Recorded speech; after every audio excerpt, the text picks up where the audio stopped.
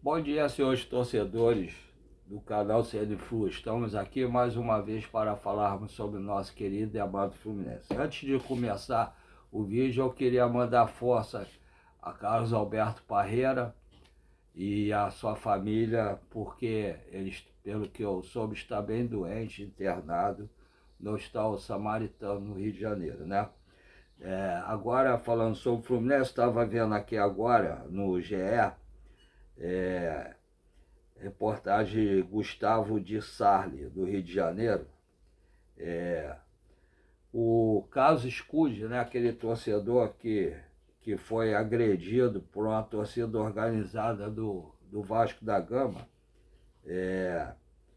Então, ele foi agredido em 2017, né?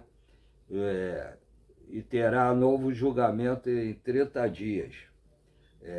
Justiça anulou sentença que absolve acusados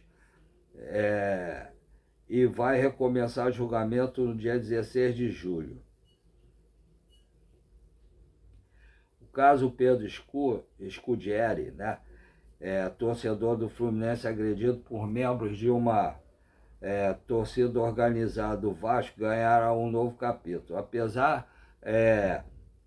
Após 3 acusados terem sido absolvidos por insuficiência de provas em 2021, um absurdo isso, o rapaz ficou muito mal. A justiça ordenou que o julgamento recomeçasse do zero. Novo júri está previsto para o dia 16 de julho, na 4ª Vara Criminal do Tribunal de Justiça do Rio. Eu acho que eles têm que ser punidos severamente para evitar que aconteçam novos casos, como tem acontecido e que não tem acontecido nada, infelizmente, nos julgamentos, né? A defesa dos acusados chegou a recorrer ainda em 2023 ao Superior Tribunal de Justiça pedindo pela manutenção do júri anterior. A resposta, no entanto, foi negada, alegando que no julgamento que resultou na absolvição dos acusados, que foi um absurdo isso, não havia presença de representantes da vítima.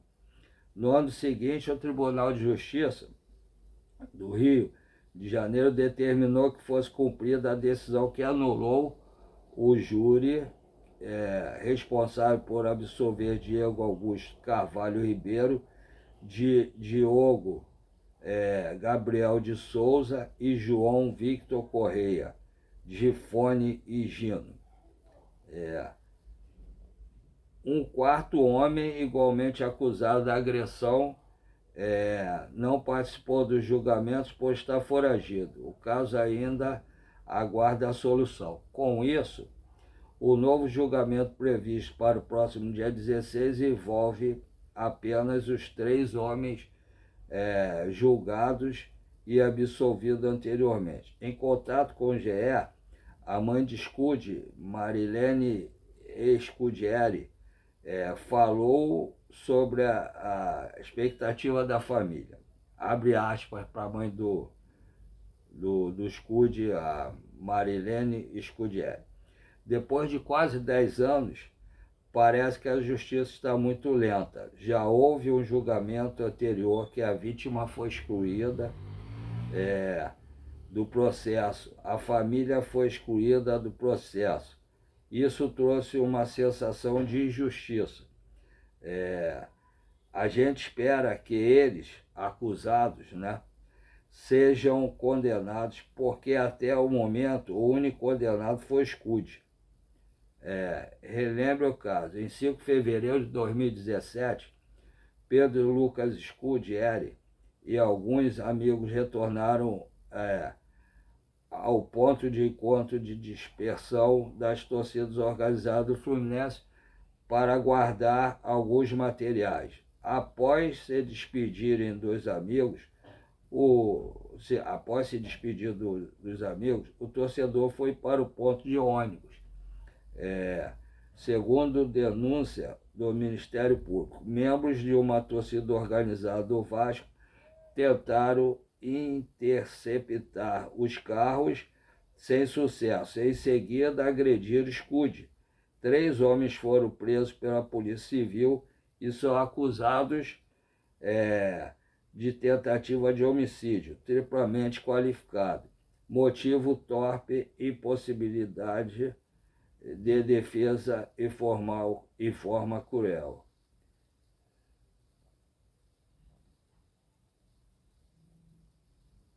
Então, isso vai ser julgado no dia 16 de julho. Espero que realmente seja julgado corretamente e que os acusados pela agressão sejam punidos, porque realmente aconteceu a agressão. O Scud, eu acho que ele ainda está com problemas, né? Que ficou com sequelas depois dessa agressão, e eu espero que eles sejam acusados para servir de exemplo. Não só realmente tem que ser acusado, tem que ser punido pelo que eles fizeram, e também para servir de exemplo aos outros que tentam fazer isso. Eu já parei de ir ao Maracanã, eu vejo mais jogo pela televisão, porque um dia eu fui com meu filho, que era menor na época, e os caras que marcam em conta, essas torcidas organizadas, que eu acho que deveriam ser punidas, todas elas deveriam fazer uma revisão de quem é do bem e quem é do mal dentro dessa torcida organizada, que quem for do mal deveria ser preso, porque vivem marcando encontro, brigas, e às vezes agride quem não tem nada a ver com isso. Né? Por exemplo, eu quase fui agredido com meu filho, estava indo só para ver o jogo, e as brigas vieram em nossa direção. Se tivesse uma arma, alguma coisa ali, eu podia estar morto, ou eu, meu filho, ou aleijado, eu, meu filho hoje. Então eu parei de ir ao jogo por causa disso. Né? Então eu acho que tem que ser julgado e punido severamente eles e todas as torcidas organizadas. Eu acho que a polícia do Rio de Janeiro, do Brasil, deveriam fazer como fizeram, eu não me lembro se foi na Inglaterra, eu acho que foi na Inglaterra ou na Alemanha, que pegaram todos esses torcedores, fizeram obrigaram a todo mundo ser identificado, e quando passasse na catraca lá dos estádios, passar com a digital e ser filmado, fotografado, né? Aí todos que tiverem nome sujo, né, tiverem passagem de polícia, alguma coisa assim, deveriam ser presos, ou então também deveriam ser colocados 1 hora antes do jogo. Todo mundo, essas pessoas todas deveriam ficar na delegacia 1 hora antes e até 1 hora depois de acabar o jogo também. Não poderiam entrar nos jogos, para evitar de ter brigas e para melhorar a situação. Lá onde foi feito isso, melhorou muito. Né? E eu acho que torcida organizada não deveria ganhar dinheiro do clube. Elas vão lá porque vão torcer como todo torcedor vai. E além do mais, não digo todos, né, mas muitos dessa torcida vai para criar caso, para brigar. Antigamente eles iam só para torcer, hoje a maior parte vai para brigar. Como é que pode vocês marcarem encontro com torcida do time adversário para brigar antes de começar o jogo? Hoje você às vezes não está nem perto do estádio, só porque você vai com a camisa do time. Em qualquer estado, em qualquer rua por aqui, às vezes longe do Maracanã, você vai com a camisa do time, aí vem torcedores de outro clube, pegam vocês e batem, fazem, acontece. Eu não digo só torcedor dos outros clubes, não, do próprio clube Fluminense também, de todos os times do Rio. Eu acho que isso aí deveria ter uma punição severa com todos que fazem isso. Agora, mudando de assunto, fico feliz só de saber que vai ter o julgamento. Agora, mudando de assunto, o time sub-17 do Fluminense goleou o São Paulo no campo do São Paulo lá, né, por 4-1. Quer dizer, ele segue invicto, né? Só é o quarto jogo que ele ganha, segue invicto, está em segundo lugar por saldo de gols contra o Palmeiras, que tem o saldo de gol melhor do que o Fluminense, mas segue invicto. Em compensação, o time sub-20 do Fluminense, que todos os torcedores reclamam, que deveriam ter jogadores no time profissional, pelo menos reserva, e algumas coisas mais, continua fazendo vexame. Perdeu mais um jogo, 3-0 para o Bragantino. Ele está lá para baixo, corre o risco, acho que faltam 3 rodadas, corre o risco de repente ser até rebaixado no Campeonato Brasileiro. Aí eu pergunto, cadê os jogadores que teriam que jogar no Sub-20? Por que os jogadores do Sub-17, quando são elogiados, né, os empresários, em vez de só renovar o contrato dele, exigem que eles vão para o profissional? Para quê? Para ficar lá como reserva, como está lá o Zidane, o Riquelme Felipe, está lá o Fidelis e o Davi Schweitz.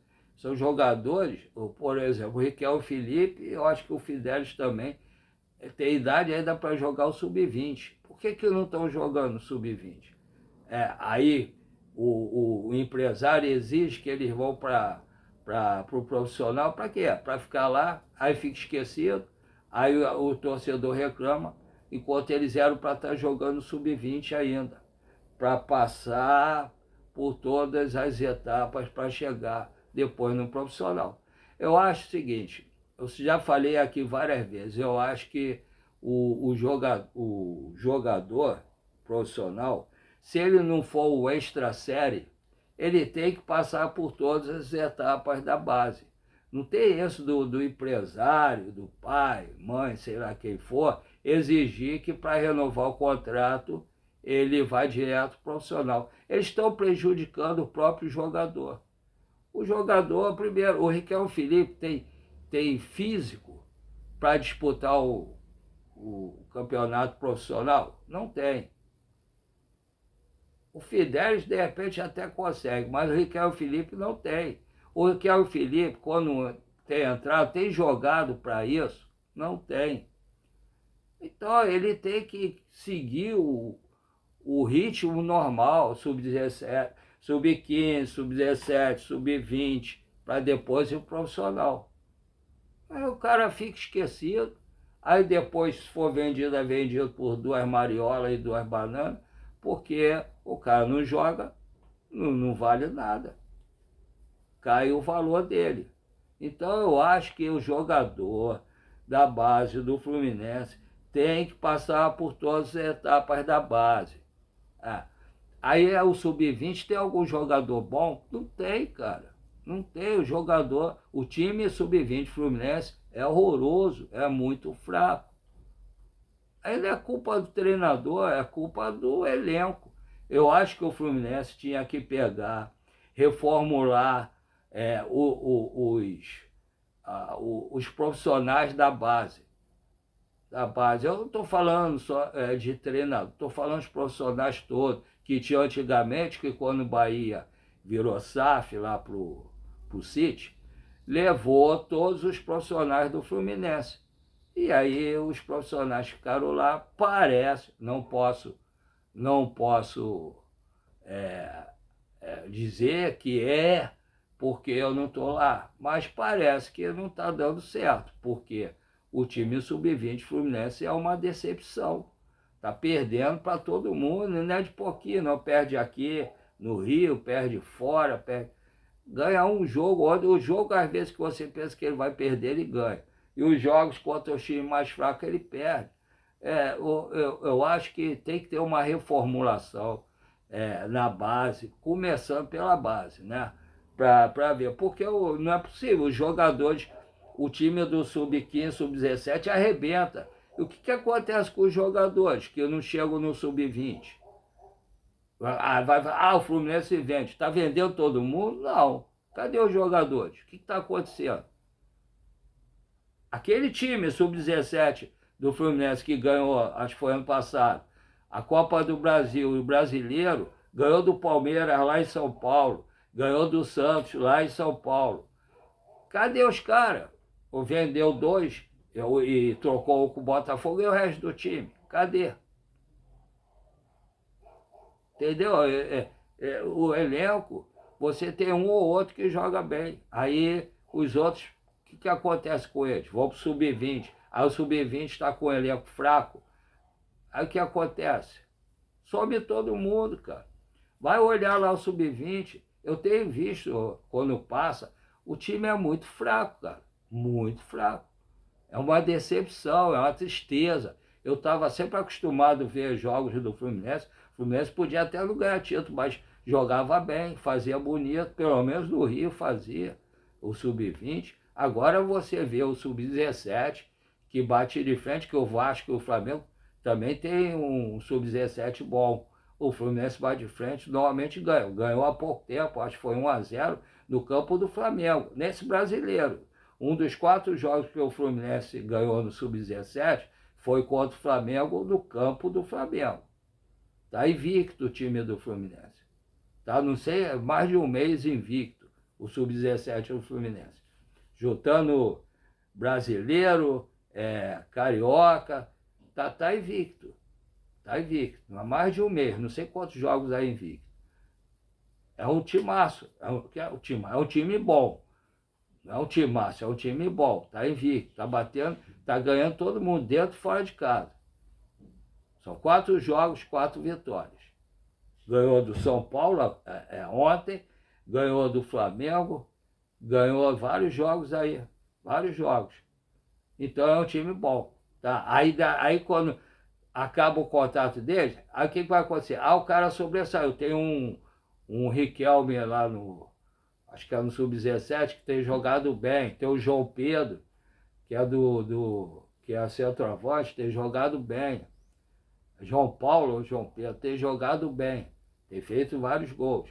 Aí que acaba o contrato deles, aí vem o empresário e exige que eles vão jogar no profissional. Para renovar tem que jogar no profissional. Aí o cara vai para lá e fica esquecido. A culpa é só do meu dia, que eu não gosto de trabalhar com jogador da base? Não. Porque se o jogador da base chegar lá arrebentando, ele vai colocar para jogar. Não tem como não colocar.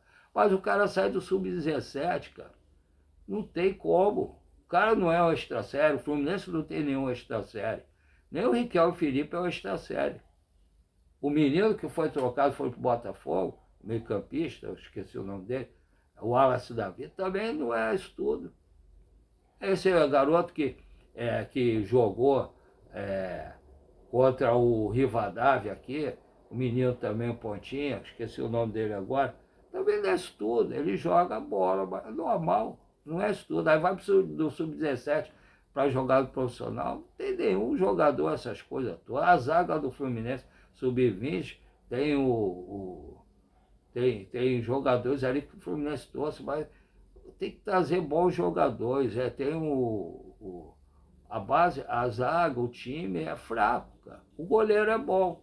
O goleiro do Sub-20 Fluminense é bom. Mas ele não faz milagres, né?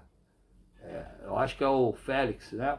O Félix, o goleiro do Sub-20 Fluminense. É um bom goleiro. Mas ele sozinho não faz milagre. O centroavante do Fluminense, o pessoal fala, meio campo, centroavante do Fluminense está muito fraco. Tem que fazer uma reformulação total nesse sub-20 do Fluminense e trazer jogadores. Cadê os olheiros? Cadê os scouts que tem na base, que sempre teve, foram sempre bons? Cadê os jogadores que têm vindo? Eles estão trazendo reserva do Palmeiras, reserva de não sei quem. Aí os caras chegam aqui, reserva, fazer o quê? Não joga bem. Tem que trazer jogadores bons. Cadê? Vai lá, faz captação nos clubes, faz... Agora nem na Copinha dá para fazer captação, porque todos os times estão botando time reserva para jogar a Copa São Paulo, então não tem como. Aí vai olhar, aí fora tem bons jogadores, cara. tem que perder essa mania, que é time de segunda divisão, o jogador não serve. Serve. Se o cara for bom, serve. Muitos jogadores que estão aparecendo, jogando muito nos times grandes do Rio, São Paulo, Porto Alegre, Minas, eram de times da segunda, terceira divisão, que, que apareceram primeiro ali, entendeu? Então tem que ver, tem que saber fazer a mudança de uma categoria para outra, para ir aos poucos subindo, não é direto. Ah, o empresário exigiu, não tem essa não, cara. O cara tem que passar por todas as categorias, senão fica do jeito que está. Se você for ver, o clube já, a FluTV já quase não passa jogo da base. O pouco que passa, às vezes quando você vai ver, dá tristeza. Dá tristeza. Aí talvez a gente entenda por que não está passando na FluTV, porque vai estar indo contra o próprio clube você assistir um time sub-20 jogar do jeito que está jogando. Dá tristeza. O sub-17 não, se passar vale a pena ver. E o sub-15, 16, vale a pena. Agora, o sub-20, infelizmente, dá tristeza de assistir. Então tem que ter uma reformulação no pessoal da base, o que fica por trás da base. Tem que trazer um cara forte aí, por exemplo, o Fred, o Felipe Melo, para movimentar a base ali, para tentar mudar o que está acontecendo lá. Não adianta fazer SAF, a SAF quer mexer na base também. Mas com esse time que está aí no sub-20, o que a SAF vai usar ali? Nada, entendeu? Nada. Praticamente nenhum jogador se salva ali. Vocês exigem esses jogadores aí, eles descem para jogar o sub-20, também não estão jogando nada no sub-20. Aí fica difícil. Se não joga bem no sub-20, como é que vai jogar no profissional? Fica difícil, cara. Basta vocês assistirem os jogos, fazerem o que eu faço, de assistir os jogos da base quando passa, que vocês vão ver que eu tenho razão. Vão ver que eu tenho razão. Tem que trazer jogadores para a base bons, e aí, se tiver bons jogadores na base, quando subir, eles são aproveitados. Se os jogadores não forem bons, vai ter que contratar jogador, como tem acontecido. Aí fica difícil. Ah, não usa a base. Tá, não usa por quê? Vai lá ver por que não usa. Porque os jogadores do sub-20 são fracos. E o sub-17, você se não for uma extra série, não tem como botar o cara para jogar o profissional, o cara vai sentir. O cara vai sentir, vai demorar. Aí o que acontece? O cara sente, joga mal, aí é colocado para escanteio. Aí não volta nem para a base e nem para o sub-20. O cara fica onde? Fica lá, só treinando com o time profissional. Aí é esquecido. Aí até para vender fica difícil. É complicado. Tem que haver uma mudança de mentalidade no Fluminense.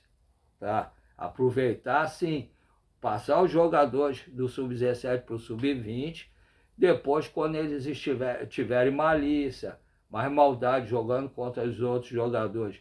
Porque você passar de uma categoria para outra é uma diferença muito grande. Tem muitos jogadores sub-20 que arrebentam e que não conseguem render no profissional. Porque o cara sente, aí às vezes não é aproveitado. É uma diferença muito grande de categoria. Do sub-17 para o sub-20 já é difícil. Imagina do sub-17 direto profissional.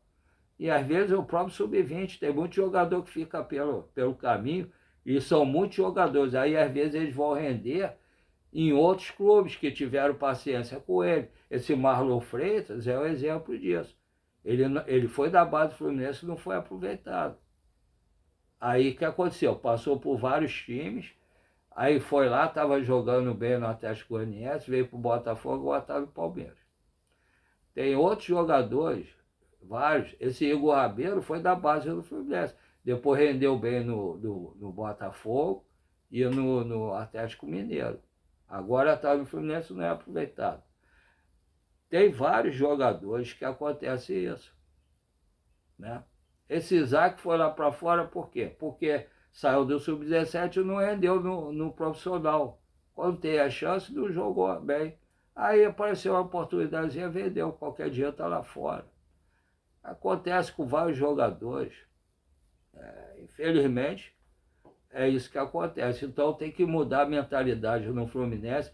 E esses empresários de jogadores, pai, empresário, tem que saber ter paciência. Não adianta vender o cara, vender, ganhar um dinheiro ali. Se o garoto ficar ali, jogar no sub-20 também, for aproveitar e render depois, vai ganhar muito mais dinheiro com ele depois se ele render muito mais no profissional. Com certeza. Com certeza. Mas as pessoas não têm mais paciência, querem vender logo. Aí quem é culpado são os dirigentes? Não. O dirigente tem culpa de aceitar o que o empresário exige. E se não aceitar, o jogador acaba indo para outro clube. Aí quem leva a fama é sempre o dirigente. Mas eu acho que os empresários que estão acabando com os jogadores. Você vê aí, tem vários jogadores que aconteceu isso no Fluminense. Né? Vários jogadores. E teve um que o pai entrou na justiça e tudo, saiu, foi pro Bragantino, né, na época, aí saiu, tá lá fora, cadê ele? Eu esqueci o nome dele agora. Cadê ele? Tem o Arthur, que era o rei Arthur. O Fluminense foi esperando, o pessoal endeusava ele na base, cadê? Saiu, foi lá para fora. O Miguel, né, que eu estava falando, o Miguel, que o pai era empresário, exigiu, eu sei o que, foi pro Bragantino, foi para um timezinho lá fora, sumiu. Então tem que saber levar o jogador a sério para dar tudo certo. Então, eu espero que também o Fluminense, até agora em relação a reforços, não apareceu nenhum. Tem vários jogadores que estão para sair, né? Na defesa deve sair o Freitas, o Igor Rabelo, o Ignacio dizem que tem alguma coisa para sair. O lado esquerdo, o Arana veio, não rendeu até agora nada. Não rendeu, tanto é que o René tem sido até titular às vezes no lugar do Arana. Ele não está jogando bem o Arana. O René não é isso tudo, mas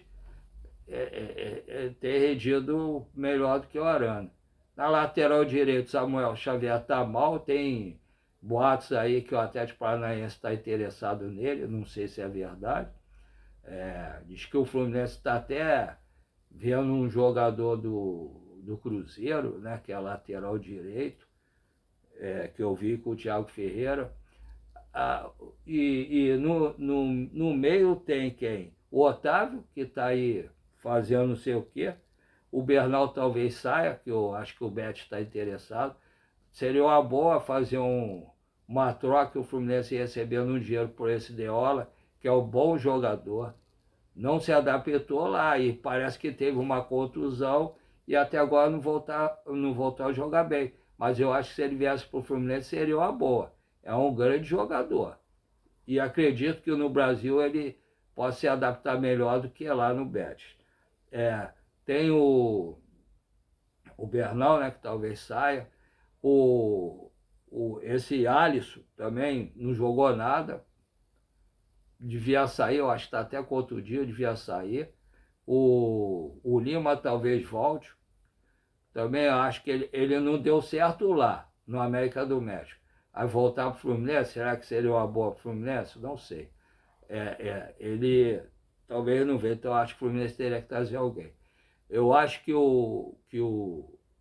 esse final de primeiro semestre, até o Lúcio Costa jogou mal, né? O Lúcio Costa está muito sobrecarregado, teve uma contusão, acho que voltou ainda não inteiro, como o Martinelli, que eu espero que o Martinelli não saia, que é um dos pilares do Fluminense.